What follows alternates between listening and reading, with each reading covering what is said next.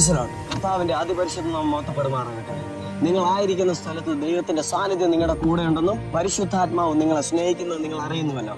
പ്രിയമുള്ളവരെ, ഞാൻ നിങ്ങളോട് ഒരു വചനഭാഗത്തെ പറ്റി പറയാൻ ആഗ്രഹിക്കുന്നു. യോഹന്നാന്റെ സുവിശേഷം 19-ാം അധ്യായത്തിന്റെ 30-ാമത്തെ വാക്യം. ആ വാക്യം ഇങ്ങനെ പറയുന്നു: യേശു വിനാഗിരി സ്വീകരിച്ചിട്ട് പറഞ്ഞു, എല്ലാം പൂർത്തിയായിരിക്കുന്നു. അവൻ തലചായ്ച്ച് ആത്മാവിനെ സമർപ്പിച്ചു. ഞാൻ നിങ്ങളോട് പറയാൻ ആഗ്രഹിക്കുന്ന പദം എല്ലാം പൂർത്തിയായിരിക്കുന്നു, അല്ലെങ്കിൽ ഇറ്റ് ഈസ് ഫിനിഷ്ഡ്, അല്ലെങ്കിൽ ടെറ്റലസ്റ്റായി. അതിന്റെ എഴുത്തു ഭാഷയിൽ വരുന്നിടത്ത് ടെലിയോ എന്നൊക്കെ പറയും. ഈ ടെറ്റലസ്റ്റായി എന്ന് പറഞ്ഞാൽ എന്താണെന്ന് ചോദിച്ചു കഴിഞ്ഞാൽ, യേശു ക്രിസ്തു ഭൂമിയിലേക്ക് വരുമ്പോൾ ഒരു അസൈൻമെന്റുമായി വന്നു. ആ അസൈൻമെന്റ് പൂർത്തിയാക്കി എന്നത് ഡിക്ലെയർ ചെയ്ത വാക്കാകുന്നു ടെറ്റലസ്റ്റായി. ആ അസൈൻമെന്റ് എന്താണെന്നല്ലോ, പാപത്തിന്റെ പിടിയിൽ കടന്ന മനുഷ്യന്റെ ജീവിതത്തിനകത്ത് ശാപവും രോഗവും ബന്ധനവും കെട്ടും നിരാശയും എല്ലാം ഉണ്ടായിരുന്നപ്പോൾ ആ മനുഷ്യനെ അതിൽ നിന്ന് വിടുവിക്കാൻ യേശു ക്രിസ്തു ക്രൂശിൽ വന്നു. അവൻ ബലിയാടായി തീർന്നു.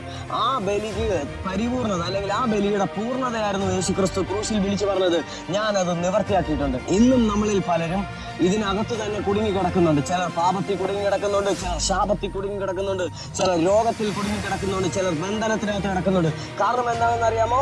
യേശുക്രിസ്തുവിന്റെ ഈ ആഴത്തിലുള്ള ബോധ്യമില്ലാത്തത് കൊണ്ടും സത്യം നാം തിരിച്ചറിയാത്തത് കൊണ്ടുമാകുന്നു. എന്നാൽ തിരുവചനം പറയുന്നു, സത്യം നിങ്ങൾ അറിയുകയും സത്യം നിങ്ങളെ സ്വതന്ത്രരാക്കുകയും ചെയ്യുന്നു. നിങ്ങൾക്കറിയാമോ, നാം ഒരിക്കലും രോഗിയായി കിടക്കുക എന്നത് ദൈവത്തിന്റെ ഹിതമല്ല.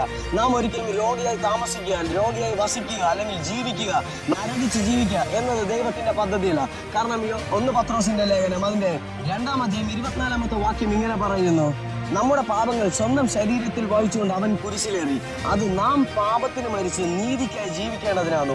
അവന്റെ മുറിവിനാൽ നിങ്ങൾ സൗഖ്യമുള്ളവരാക്കപ്പെട്ടിരിക്കുന്നു. അപ്പൊ ദൈവത്തിന്റെ ഹൃദയം എങ്ങനെ ഇരിക്കുന്നു എന്ന് ചോദിച്ചു കഴിഞ്ഞാൽ, എന്റെ ഭാഷയിൽ ഞാൻ പറയട്ടെ, ദൈവം നിങ്ങൾ ഒരിക്കലും രോഗിയാകണമെന്ന് ആഗ്രഹിക്കാത്തൊരു ദൈവമാകുന്നു. ദൈവം താൻ സൃഷ്ടിച്ച ഒന്നും നരകിക്കണമെന്ന്, വേദനിക്കണമെന്ന് ആഗ്രഹിക്കാത്ത ദൈവമാകുന്നു. അങ്ങനെയാണെങ്കിൽ തന്റെ പുത്രനായ യേശുവിലൂടെ, ആ ബലിയിലൂടെ നമുക്ക് രോഗസൗഖ്യം നൽകിയിരിക്കുന്നു. എപ്പോഴൊക്കെ നാം അതിൽ വിശ്വസിക്കുന്നു, എപ്പോഴെങ്കിലും നാം അതിൽ ആശ്രയിക്കുന്നു, ആ സൗഖ്യം നമ്മളെ കവർ ചെയ്യാൻ തുടങ്ങുന്നു. ഞാനിത് പറഞ്ഞുകൊണ്ടിരിക്കുന്നത്, നിങ്ങളൊരു രോഗിയാണോ? നിങ്ങളുടെ ശരീരത്തെ സൗഖ്യമാക്കുവാൻ വേണ്ടി ഇനി കർത്താവിന് ഒരു ബലി ചെയ്യാനില്ല. ഓൾറെഡി അവിടെ നിന്ന് സൗഖ്യം തന്നിരിക്കുന്നു. ക്രൂശിൽ അത് നൽകപ്പെട്ടിരിക്കുന്നു. നിങ്ങൾ അതിൽ വിശ്വസിച്ചാൽ മാത്രം മതിയാവും. അതിൽ മാത്രം ഒതുങ്ങിയില്ല യേശുവിന്റെ ക്രൂശിലെ യാഗം. ആ ക്രൂശിലെ യാഗം അടുത്തതായി നമ്മുടെ ശാപങ്ങളെ മാറ്റി. നിങ്ങൾക്കറിയാമോ, പാപം കാരണം ശാപം വരുന്നു. ശാപം മനുഷ്യന്റെ ജീവനെ തന്നെ നശിപ്പിച്ചു കളഞ്ഞുവെങ്കിൽ യേശു ക്രിസ്തുവിന്റെ ക്രൂശിലെ യാഗത്തിൽ യേശു എല്ലാം നിവർത്തിയായി എന്ന് വിളിച്ചു പറഞ്ഞപ്പോൾ ആ കൂട്ടത്തിൽ നമ്മുടെ ശാപത്തെയും അവിടുന്ന് അതിനെ നിർവീര്യമാക്കിയിരിക്കുന്നു, അല്ലെങ്കിൽ അതിനെ നശിപ്പിച്ചിരിക്കുന്നു. ഗലാത്യ 3:13 പറയുന്നു, ഇങ്ങനെ പറയുന്നു: ക്രിസ്തു നമ്മെ പ്രതി ശപിക്കപ്പെട്ടവനായി തീർന്നതുകൊണ്ട് നിയമത്തിന്റെ ശാപത്തിൽ നിന്ന് അവിടെ നമ്മെ വിമോചിപ്പിച്ചിരിക്കുന്നു. കാരണം മരത്തിൽ തൂക്കപ്പെടുന്നവൻ ശപിക്കപ്പെട്ടവനാണെന്ന് എഴുതപ്പെട്ടിരിക്കുന്നു. എന്റെ പ്രിയമുള്ളവരെ, അങ്ങനെയാണെങ്കിൽ ക്രിസ്തുവിൽ ഞാനും നിങ്ങൾ ശാപമല്ല, ഞാനും നിങ്ങളും അനുഗ്രഹമാകുന്നു. ക്രിസ്തുവിൽ എനിക്കും നിങ്ങൾക്ക് ശപിക്കപ്പെട്ടവരായി തുടരാൻ പറ്റത്തില്ല.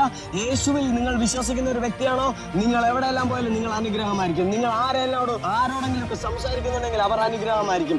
നിങ്ങൾ ആരെങ്കിലും കാണുകയാണെങ്കിൽ നിങ്ങൾ അവർക്കൊരു അനുഗ്രഹമായി തീരും. നിങ്ങളൊരു വീട്ടിൽ പോയാൽ നിങ്ങളൊരു അനുഗ്രഹമായിരിക്കും. ആ വീട് അനുഗ്രഹിക്കപ്പെടും. കാരണം ക്രിസ്തുവിൽ നിങ്ങളൊരു അനുഗ്രഹമാകുന്നു. പ്രിയമുള്ളവരെ, അവസാനമായിട്ട് ഞാൻ നിങ്ങളോട് പറയട്ടെ, ക്രിസ്തുവിലായിരിക്കുന്ന നീ ദരിദ്രനല്ല.